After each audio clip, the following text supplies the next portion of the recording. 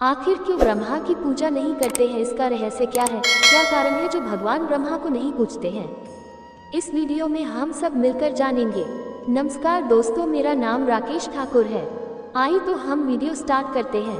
और आप मेरे वीडियो नए हो तो लाइक करें, शेयर करें, सब्सक्राइब करें। हिंदू धर्म में ये 3 मुख्य देवता माने गए हैं। 1 ब्रह्मा, 2 विष्णु, 3 महेश। ब्रह्मा जी इस संसार के रचयिता हैं, भगवान विष्णु पालनकर्ता है और महादेव संहारक हैं। परंतु भारत में जहाँ विष्णु और महेश के अनगिनत मंदिर हैं, ब्रह्मा जी का एक ही क्यों मंदिर है? उसका रहस्य क्या है? आज इस रहस्य के बारे में जानेंगे। माना जाता है कि देवी सरस्वती के श्राप के कारण ब्रह्मा जी का एकमात्र मंदिर है, जो कि राजस्थान के पुष्कर में स्थित है। लेकिन क्या आप जानते हैं कि भारत में स्थित ब्रह्मा जी के मंदिर का कारण क्या है?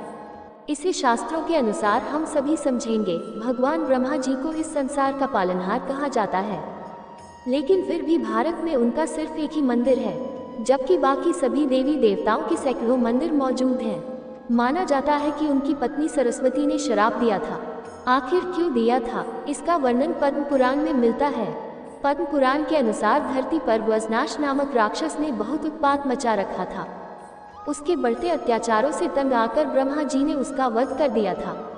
परंतु वध करते समय उनके हाथों से 3 जगहों पर कमल का फूल गिरा।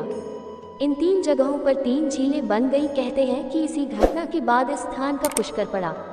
साथ ही ब्रह्मा जी ने संसार की भलाई के लिए यज्ञ करने का फैसला किया। ब्रह्मा जी यज्ञ करने के लिए पुष्कर पहुंच गए, लेकिन उनकी पत्नी सरस्वती जी समय पर नहीं पहुंच सकी। इस यज्ञ को पूरा करने के लिए उनके साथ उनकी पत्नी का होना आवश्यक था, परंतु सरस्वती जी के नहीं पहुंचने के कारण से ब्रह्मा जी ने गुर्जर समुदाय की एक कन्या गायत्री से विवाह करके इस यज्ञ को आरंभ कर लिया।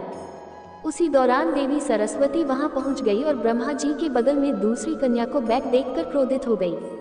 उन्होंने ब्रह्मा जी को श्राप दिया कि देवता होने के बावजूद भी उनकी कभी भी पूजा नहीं होगी। सरस्वती के इस रूप को देखकर सभी देवता डर गए और देवी सरस्वती जी से विनती करने लगे और कहा, अपना श्राप वापस ले लीजिए। लेकिन उन्होंने किसी की न सुनी। जब गुस्सा शांत हुआ तब सरस्वती जी ने कहा कि इस धरती पर केवल सिर्फ पुष्कर में ही आपकी पूजा होगी। साथ ही जो भी आपका मंदिर बनाएगा उसका इस भारत पर उसका विनाश हो जाएगा। के इस मंदिर में कार्तिक पूर्णिमा पर भव्य मेले का आयोजन किया जाता है। कहते हैं कि ब्रह्मा जी ने पुष्कर में कार्तिक पूर्णिमा के दिन ही यह यज्ञ किया था। यही कारण है भगवान ब्रह्मा की पूजा एवं मंदिर नहीं बनवाया जाता है। और आप सभी को बता दें, हर साल अक्टूबर नवंबर के बीच पड़ने वाले कार्तिक पूर्णिमा के अवसर पर पुष्कर में मेला लगता है।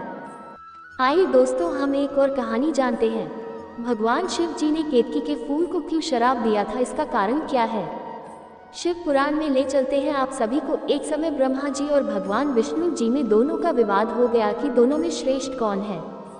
विवाद का फैसला करने के लिए भगवान शिव को न्यायकर्ता बनाया गया। भगवान शिव की माया से एक ज्योतिर्लिंग प्रकट हुआ। भगवान शिव ने कहा कि ब्रह्मा और विष्णु में से जो भी ज्योतिर्लिंग का अंत बता देगा वही श्रेष्ठ कहलाएगा।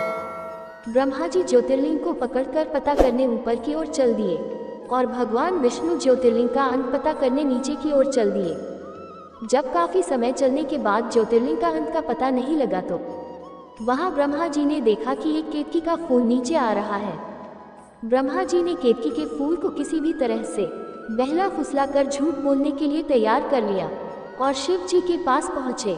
ब्रह्मा जी ने कहा कि मुझे ज्योतिर्लिंग कहाँ से उत्पन्न हुआ है ये पता चल गया है, लेकिन भगवान विष्णु ने कहा कि मैं ज्योतिर्लिंग का अंत नहीं जान पाया हूँ। ब्रह्मा जी ने अपनी बात को सच साबित करने के लिए केतकी के फूल से गवाही दिलवाई थी। भगवान शिव ब्रह्मा जी के झूठ को जान गए और ब्रह्मा जी का सिर काट दिया। इसलिए ब्रह्मा जी पंचमुख से 4 मुख वाले हो गए। केतकी के फूल ने झूठ बोला था, इसलिए भगवान शिव ने श्राप दे दिया और कहा कि आज से मैं अपने सिर पर धारण नहीं करूंगा और किसी देवी देवता को भी अर्पित नहीं होगा। तो दोस्तों, ये थी कहानी केतकी के फूल की। आप सभी को वीडियो कैसी लगे मुझे कमेंट बॉक्स में आपकी राय जरूर लिखिए। इसी तरह की धार्मिक कथाएं से जुड़ी वीडियो अपलोड करता रहता हूँ।